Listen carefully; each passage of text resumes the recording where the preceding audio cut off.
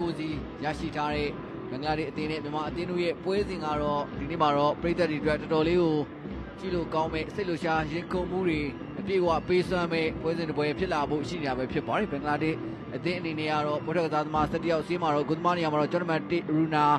ရှားသောကစားသမားတွေအဖြစ်ကတော့ကျွန်တော်2ရှီယူလီအစင်ကျွန်တော်3ရှက်ဆွန်နဟာကျွန်တော်4အဖီဒါအသင်းကောင်းဆောင်ကျွန်တော်5ကိုဟာဒီကျွန်တော်6မိုနီကာကျွန်တော်9ဆပ်နာရာနီကျွန်တော်8မာရီယာမန်ဒါကျွန်တော်10တိုဟူရာကျွန်တော်7ရီတူပေါ်နာနဲ့ကျွန်တော်20ရှန်ဆွန်နာဟာတို့ဘောတော့ကစားသမားစီးမှာတော့အသုံးပြုလာပဲဖြစ်ပါတယ်ဒီပြကျုပ်ပီတာဘက်လာနီနဲ့ပွဲစဉ်မှာတော့ကစားခဲ့တဲ့ပွဲထွက်လူစင်းအတိုင်းပဲဒီမှာတော့မြန်မာအသင်းကိုရင်ဆိုင်မှာပဲဖြစ်ပါတယ်ဒီပွဲစဉ်ကိုတော့ကွင်းလယ်တိုင်းဖြစ်ဂျေရယ်လူမျိုးကွင်းလယ်တိုင်းအက်စထရာမမိုအယ်ဘရိုင်ဒင်းကတောင်းယူပြီးတော့ကန်တွေသွားမယ်လို့သိရတယ်ခင်ဗျာ